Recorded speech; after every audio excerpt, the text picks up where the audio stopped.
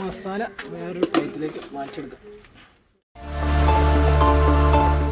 Hi friends, master ക്രാഫ്റ്റിൻ്റെ മറ്റൊരു വീഡിയോയിലേക്ക് ഏവർക്കും സ്വാഗതം. അപ്പോൾ ഇന്ന് നമ്മൾ ചെയ്യാൻ പോകുന്നത് നമ്മളെ വീട്ടിൽ എന്താണ്ടോ ഒരു അടുപ്പും ഒരു ചെമ്പൊക്കെ വെച്ച് എല്ലാം റെഡിയാക്കിയിട്ട് ഒരു അടുപ്പ് ഒക്കെ സെറ്റാക്കി എടുത്തിങ്ങനെ. അപ്പോൾ നമ്മളെ വീട്ടിൽ കുറച്ച് ബിരിയാണി ഉണ്ടാക്കാൻ പോവാണ്. നമ്മൾ ഏറ്റവും കുറഞ്ഞ ചിലവിൽ നമ്മളെ വീട്ടിൽ നമുക്ക് എപ്പോഴും ഉണ്ടാക്കാൻ പറ്റുന്ന രീതിയിൽ കുറച്ച് ബിരിയാണി ഉണ്ടാക്കാൻ പോവാണ്. അപ്പോൾ നമുക്ക് നേരെ വീഡിയോയിലേക്ക് പോവാം.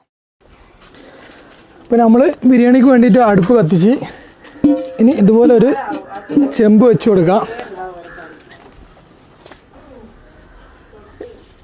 ഇനി നമുക്ക് കുറച്ച് ഓയിൽ ഒഴിച്ച് കൊടുക്കാം. അപ്പോൾ ഓയിലൊന്ന് ചൂടായി വരുമ്പോൾ നമ്മൾ 3 കിലോ അരിയാണ് എടുത്തിരിക്കുന്നത്. അപ്പോൾ അതിലേക്ക് വേണ്ട ഉള്ളി ഒരു അരിഞ്ഞിട്ട് കൊടുക്കാം. ഇത് ഒരു 2 സ്പൂൺ ഉപ്പിട്ട് കൊടുക്കാം നമുക്ക്.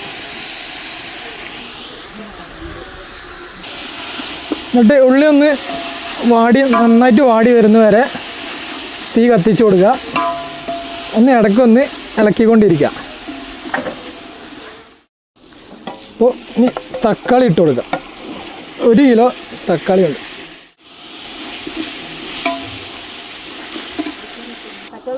കുറച്ച് പച്ചമുളക്,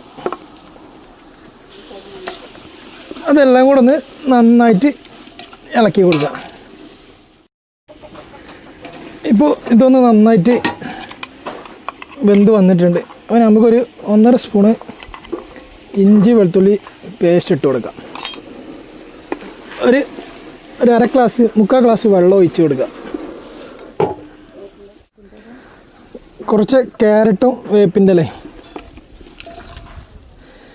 കുറച്ച് ചപ്പ് പുതിന,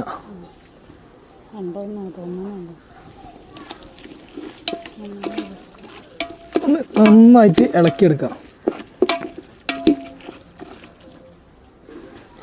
ഒരു 1/2 ഗ്ലാസ് വെള്ളം കൂടെ ഒഴിച്ചിട്ട് നന്നായിട്ട് ഇളക്കിയിട്ട് നമുക്കിത് മൂടി വെക്കാം. അപ്പോൾ ഇതൊക്കെ നന്നായിട്ട് വെന്ത് വന്നിക്കണ്. ഇനി നമുക്ക് 1 സ്പൂണ് മഞ്ഞൾപ്പൊടി, 1.5 സ്പൂണ് മല്ലിപ്പൊടി, 1 spoon garam masala, 2 spoon chicken masala,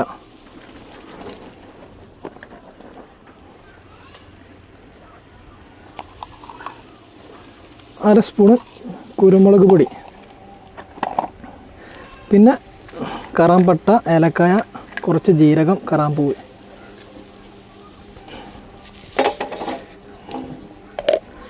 എന്നിട്ട് നന്നായിട്ട് ഒന്നുകൂടെ ഇളക്കി കൊടുത്തിട്ട്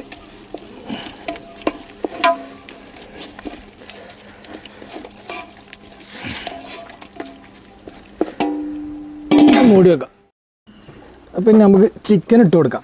ചിക്കൻ നമ്മൾ കുക്കറിലിട്ടിട്ട് ഒന്ന് വേവിച്ചെടുത്താണ്. ലഗോണാണ് ചിക്കൻ. 2.5 കിലോ ചിക്കൻ എടുത്തിട്ടുണ്ട് നമ്മൾ. അപ്പോൾ ചിക്കൻ ഒന്നിട്ടിട്ട് നന്നായിട്ട് ഇളക്കി കൊടുക്കുക. നമ്മൾ ഉപ്പും മഞ്ഞളും ഇട്ടിട്ട് ഒന്ന് കുക്കറിലിട്ടൊന്ന് 1/2 വേവിൽ എടുത്താണ് ചിക്കന്. ഇനി ചിക്കൻ ഒന്നും കൂടെ വേവുന്ന വരെ കത്തിച്ചു കൊടുക്കാം. ഒരു 3 ചെറുനാരങ്ങ നീരും ഒഴിച്ചു കൊടുക്കാം.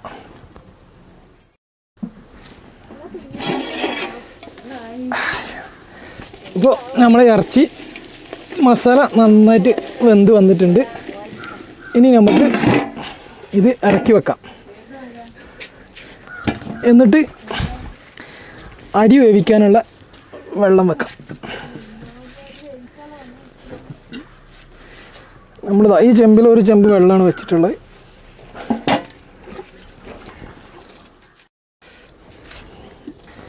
ഇപ്പോൾ വെള്ളം നന്നായിട്ട് തിളച്ച് വന്നിക്കണ്. ഇനി നമുക്ക് കുറച്ച് ഉപ്പിട്ട് കൊടുക്കാം. ഒരു 3-4 സ്പൂണ്. പിന്നെ ഏലക്കായ്, കറാമ്പൂവ്, കറാമ്പട്ട, കുറച്ച് ക്യാരറ്റ്, കുറച്ച് കറിവേപ്പില, ചപ്പ് പുതിന. ഇനി അരി ഇട്ട് കൊടുക്കാം. അരി നമ്മൾ നന്നായിട്ട് കഴുകി ഒരു 15 മിനിറ്റ് വെള്ളത്തിൽ കുതിർത്തെടുത്താൽ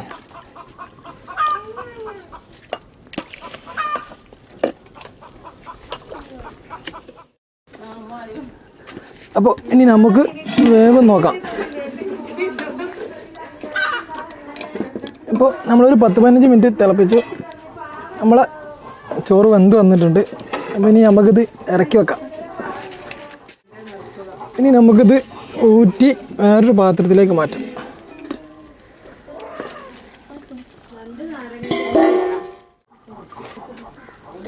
ഇനി നമുക്ക് മസാലേൻ്റെ പാത്രം അടുപ്പത്ത് വെച്ചിട്ട് നമ്മൾ ഊറ്റിയെടുത്ത് ചോറ് അതിലേക്ക് ഇട്ട് കൊടുക്കാം.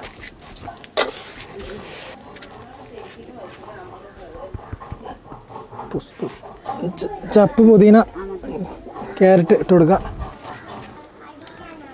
ഇനി ബാക്കി ചോറ് അതിൻ്റെ മുകളിൽ ഇട്ട് കൊടുക്കുക.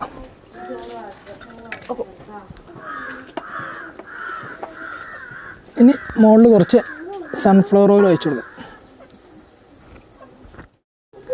ഇനി നമുക്ക് മൂടിയിട്ട് അടിയിൽ നിന്നുള്ള തീയൊക്കെ മാറ്റി കൊടുത്തിട്ട് ദമ്മിന് വേണ്ടി മുകളിൽ കുറച്ച് തീയിട്ട് കൊടുക്കാം.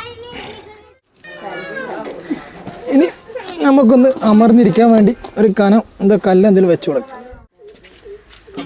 ഇനി നമുക്ക് ദമ്മ് പൊട്ടിക്കാം. ചോറൊക്കെ നന്നായിട്ട് വെന്ത് വന്നിട്ടുണ്ട്. ചോറ് മാത്രമായിട്ട് നമുക്ക് കുറച്ചും കൂടെ മാറ്റി വെക്കാം. നമ്മളൊരു 10-20 മിനിറ്റ് ഇത് ദമ്മിലിട്ട്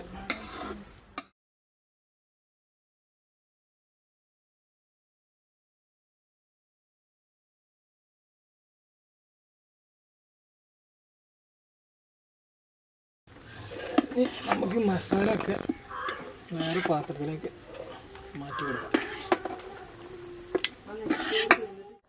അപ്പോൾ ഇനി നമുക്ക് ചോറ് കഴിക്കാം.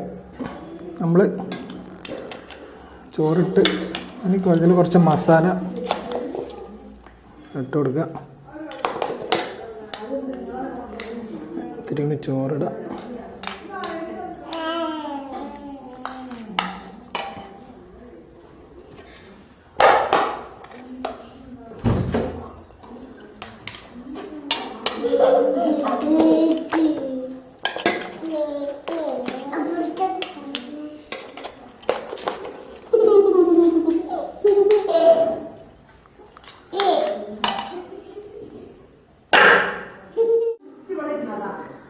അപ്പോൾ നമ്മൾ ചോറ് കഴിച്ചു നോക്കാം.